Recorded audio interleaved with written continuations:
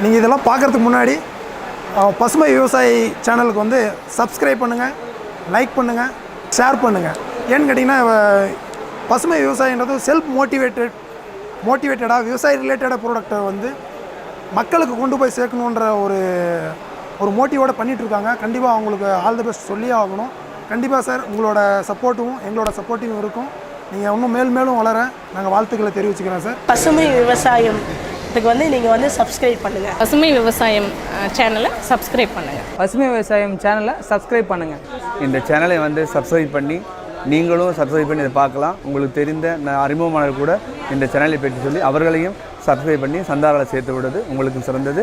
நல்ல தகவல்களை வழங்கக்கூடிய இந்த யூடியூப்புக்கு வந்து என்னுடைய நன்றியும் வணக்கத்தையும் தெரிவித்துக் கொள்கிறேன். வணக்கம் சார். வணக்கம் சார். உங்கள் அறிமுகப்படுத்திங்க சார். சார், என் பேர் குமார், திருவண்ணாமலை மாவட்டம் தண்டராம்பட்டு வட்டம் நாராயணகுப்பம் கிராமத்தில் இருக்கேன் சார். என்ன விவசாயம் சார் பண்ணிகிட்ருக்கீங்க நீங்கள்? நாங்கள் இங்கே வந்து இப்போ ஒரு 15-20 வருஷமாக பால்மரோசா, லெமன் சிட்டன்லா, ஜாவா சிட்டன்லா அந்த மாதிரி ஆயில் சார்ந்த பயிர் பண்ணிருக்கோம் சார். மற்றபடி இயற்கையாகவே இந்த நெல், மணிலா, கோலியாஸ் அதெல்லாம் நிறைய பண்ணியிருக்கோம் சார். இப்போ மேஜராக அங்கே வந்து லெமன் சிட்டன்லாம் நிறைய பண்ணுறோம் சார். என்ன காரணம் அந்த பயிர் பண்ணுறதுக்கு? என்ன காரணம் சார்? அந்த பயிர் பண்ணுறதுக்கு காரணம் என்னன்னு சொல்லி கேட்டிங்கன்னா, ஒரு முறை மூலதனம் பண்ணோன்னா 4 வருஷத்துக்கு நம்ம அதனுடைய பயன்பாடு தொடர்ந்துன்னே இருந்திருக்கும். தண்ணி வந்து ரொம்ப குறைச்சலாக தேவைப்படுற பயிர். அதுக்கடுத்து பார்த்தீங்கன்னா வேலையாட்கள் வந்து கொஞ்சம் குறைவானது. இயற்கையாக வந்து பார்த்திங்கன்னா ஆடு மாடு மேய்ச்சல் வந்து இதில் இருக்காது. பூச்சி நோய் தொந்தரவுலாம் அதில் இருக்காது. அதனால் விவசாயி கொஞ்சம் இப்போ இருக்கிற பொருளாதார சூழ்நிலையில் செலவு குறைவாகவும் லாபம் கொஞ்சம் கம்மியாக இருந்தாலும் தொடர்ந்து 4 வருஷத்துக்கு ஒரு முறை முதலீடு பண்ணால் 4 வருஷத்துக்கு நம்மளுக்கு லாபம் தரக்கூடிய அளவுக்கு இருக்கிறதுனால இதை நாங்கள் தொடர்ந்து இப்போ ஒரு 15-20 வருஷமாக பண்ணின்னு இருக்கோம் சார். ஓ, இவ்வளோ சிறப்பம்சங்கள் இருக்கிறதுனால இந்த பயிரை நீங்கள் தேர்ந்தெடுத்து பண்ணிட்டு இருக்கீங்க? ஆமாம் சார். சரி, இந்த பயிரோட சாகுபடி முறைகள் என்ன? நிலத்தை வந்து தயார்படுத்துறது எப்படி? எல்லா பயிருக்கும் பண்ணுற மாதிரி இருக்குன்னு தான் சார். நம்ம உழவு எடுக்கிறது 2 முறை 3 முறை உழவு எடுக்கிறது. இயற்கை உரம் இருந்தால் நம்ம பசு எரு ஏதாவது இருந்தால் போடணும். அந்த மாதிரி போட்டுட்டு நம்ம எல்லா பயிருக்கும் பண்ணுற மாதிரியே உழவு எடுக்க வேண்டியது தான் சார். 2 அடிக்கு பார் எடுக்கணும், 1 அடிக்கு ஒரு செடி நடணும். செடினா வந்து இது விதை கரணைகள். அந்த ஏற்கனவே இருக்கிற தாய் குச்சிலேருந்தே எடுத்து நம்ம விதை கரணை எடுத்துன்னு சொல்லி சொன்னால் 1 அடி 1.5 அடிக்கு ஒரு செடி நட்டால் போதும். 2 அடிக்கு ஒரு பார் எடுக்கணும். அது வந்து அக்டோபர், நவம்பர், டிசம்பர், ஜனவரி வரைக்கும் அதுக்கு பட்டம். இதில் நாம் இந்த பட்டத்தில் நட்டோன்னு சொல்லி சொன்னால் பயிர் அருமையாக வரும் சார். சரிங்க, இது வந்து குச்சி தான் அப்படின்னு சொன்னீங்க. இதில் ரகம் எதனா இருக்குங்களா இந்த லெமன் சிட்ரலில்? லெமன் சிட்ரலாம் இருக்குது சார், ஜாவா சிட்ரலாம் இருக்குது, லெமன் கிராஸ் இருக்குது. இங்கே வந்து மேஜராக லெமன் கிராஸ் தான் சார் நாங்கள் பண்ணுறோம். இப்போ என்ன காரணம் அதுக்குன்னு தெரிஞ்சுக்கலாங்களா? லெமன் கிராஸ் வந்து ஈல்டும் நல்லா இருக்குங்க சார். தண்ணி கொஞ்சம் பற்றாக்குறையாக இருந்தாலும் கொஞ்சம் மேக்கப் பண்ணிங்க சார். அதுக்காக தான். மார்க்கெட் வந்து ரொம்ப ஈஸி. லெமன் சிட்ரலாம் பொறுத்த வரைக்கும் எந்த வியாபாரியும் வந்து வாங்கிட்டு போயிடுவாங்க சார். சோப்பு தயாரிக்கிற கம்பெனி, வாஷிங் பவுடரு, அந்த மாதிரி சின்ன சின்ன கம்பெனிலேருந்து வாங்கிட்டு போயிடுவாங்க.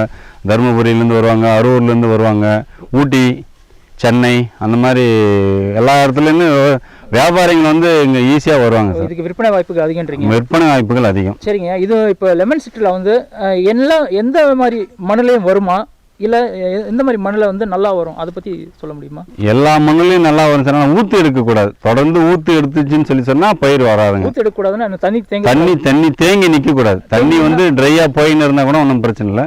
தண்ணி தேங்கி நின்னா பயிர் வளராது. உங்களுக்கு வந்து மகசூலும் வராது. உங்களுக்கு பயிரே பிடிக்காதுங்க, மண் பயிரே வளராது. சரிங்க. சரி, இதில் வந்து பூச்சி நோய் தாக்குதல் எதனா இருக்குங்களா இந்த பயிரில்? பூச்சி நோய் தாக்குதல் வந்து 99% கிடையாது சார். பூச்சி நோய் தாக்குதல் கிடையாது. ஆடு மாடுனால, காட்டு விலங்கு ஆடு மாடுனால எந்த பாதிப்பும் கிடையாது. இப்போ பார்த்தீங்கன்னா எல்லா பயிரிலும் காலையில் பார்த்தீங்கன்னா மயில் தொந்தரவு இருக்கும், அதுக்கு மேலே பார்த்தீங்கன்னா குரங்கு தொந்தரவு இருக்கும், அதுக்கு மேலே பார்த்தீங்கன்னா காட்டுப்பன்றி தொந்தரவு இருக்கும். இந்த பயிரை பொறுத்த வரைக்கும் எந்த விலங்கு இனத்தாலும் தொந்தரவு கிடையாது சார். ஆடு மாடுலேருந்து காட்டு விலங்குலேருந்து எந்த தொந்தரவும் கிடையாது சார். இப்போ வந்து இந்த பயிரோட நடவு பற்றி சொன்னீங்க. இப்போ இது அறுவடைக்கு வருவோம். அறுவடை எப்படி ஆளுங்களை வச்சு பண்ணிடுவோம், இல்லை மிஷின் எதனா வச்சு பண்ணுறீங்களா நீங்கள்? இது பொறுத்த வரைக்கும் நம்ம பார் போடுறதுனால இதுக்கு வந்து இன்னும் மிஷின் வாய்ப்புகள் ரொம்ப குறைவாக தான் சார் இருக்குது. ஆள் வச்சு தான் நம்ம வந்து பண்ணை ஆட்கள், வேலையாட்கள் வச்சு தான் நம்ம அறுவடை பண்ணுறோம்.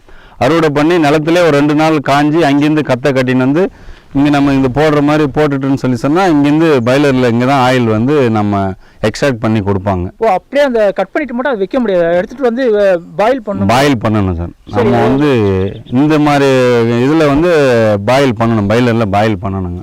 இந்த மாதிரி பாயில் பண்ணுறது எல்லா விவசாயிகிட்டையும் இருக்காதுங்களா? அப்போ விவசாயிங்க என்ன பண்ணுவாங்க? ஒரு பயிரை வந்து சாகுபடி பண்ணி அவங்க அறுவடை பண்ணிட்டாங்க, அப்போ அவங்க எப்படி எடுத்துகிட்டு வந்து இங்கே வந்து ஏறக்குறைய விவசாயிங்க ஒரு 20-30 பேர் போட்டிருக்காங்க சார். யதார்த்தமான பைலர் கிடைக்கும், ஒன்றும் பிரச்சனை இல்லை. ஒரு 3 லட்ச ரூபாயிலேருந்து 4 லட்ச ரூபாய் முதலீடு பண்ணால் அது மாதிரி ஒரு பைலரில் நம்ம ஒரு 10 ஏக்கர் 5 ஏக்கர் ஒரு விவசாயம் பண்ணுறான்னு சொன்னாவே நம்ம ஒரு பைலர் பண்ணலாம். அதே மாதிரி இந்த மாதிரி ஒரு பைலர் பண்ணால் ஒரு 100 ஏக்கர் அளவுலேருந்து நம்ம ஆயில் எக்ஸ்ட்ராக்ட் பண்ணி கொடுக்கலாம் சார் ஒரு பைலர்லேருந்து. இந்த பைலருக்கு அமைக்கிறதுக்கு எதனா மானியம் எதனா இருக்குங்களா? நபார்டு மூலயமா மானியம் இருக்குது சார். பேங்க்கு சப்போர்ட் பண்ணால் நபார்டு மூலயமா மானியம் கண்டிப்பாக கிடைக்குங்க. ஹார்டிகல்ச்சர் மூலயமா போனீங்கன்னு சொன்னால் நம்மளுக்கு மானியம் கிடைக்கிறதுக்கு வாய்ப்புகள் நிறைய இருக்குது. அதுக்கடுத்தது வந்து இந்த ஹார்டிகல்ச்சருக்கே இப்போ வந்து இந்த லெமன் சிட்ரலாவுக்கு மானியம் கொடுத்துருக்காங்க சார். நானும் வாங்கியிருக்கோம். நீங்கள் எவ்வளோ ஏக்கருக்கு வாங்கியிருக்கீங்க? ஒரு ஹெக்டேருக்கு 12,800 ரூபாயிலேருந்து 16,000 ரூபாய் வரைக்கும் கொடுக்குறாங்க சார். மானியமே கொடுக்குறாங்க சார் ஹெக்டேருக்கு. சரிங்க. சரி, இதோட விற்பனை அப்படின்னு சொன்னீங்க, அவங்களே வந்து வாங்கிட்டு போயிடுறாங்க அப்படின்னு சொன்னீங்க. இது ஒரு ஏக்கரில் வந்து எவ்வளவு அறுவடை பண்ணலாம், எவ்வளவு எண்ணெய் கிடைக்கும்? ஒரு ஏக்கரில் வந்து 4 மாதம் கழிச்சு தான் அறுவடை. முதல் அறுவடை வந்து 4 மாதம், அது வந்து 30-40 கிலோ கிடைக்கும். ஆவரேஜாக அதுக்கடுத்து வந்து 2 மாதத்துக்கு ஒரு முறை அறுவடை தொடர்ந்து நடந்துக்கினே இருக்கும்.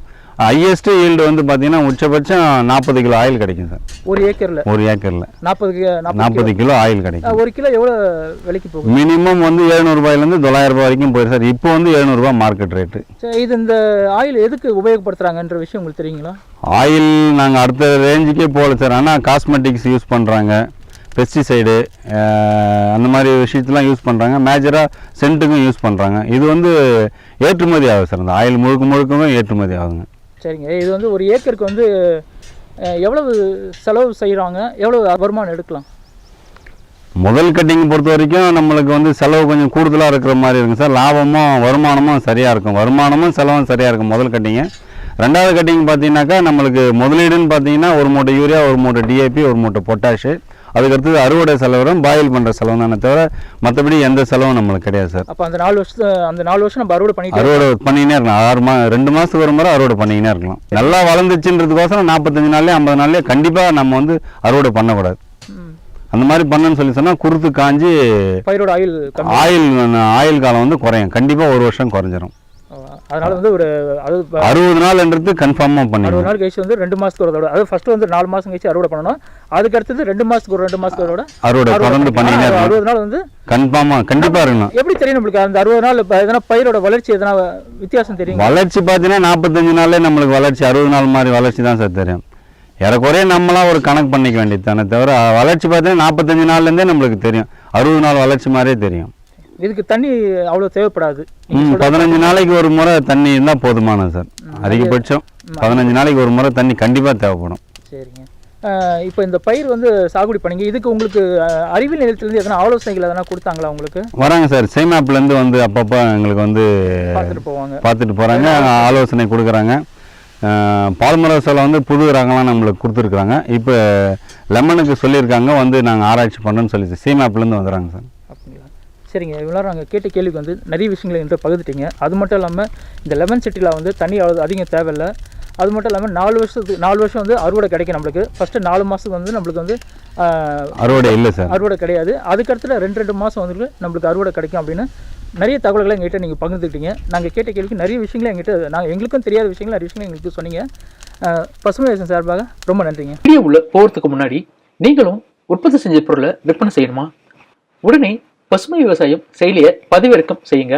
அதுல நீங்க உங்களுடைய பொருளை விற்பனை செய்யறதா இருந்தாலும் சரி, இல்ல ஏதாவது பொருள் வாங்குறதா இருந்தாலும் சரி, அதுல நீங்க பதிவு செய்யலாம். மேலும் பயனுள்ள விவசாய செய்திகள் தெரிய பசுமை விவசாயம் செயலியை பதிவிறக்கம் செய்யுங்க.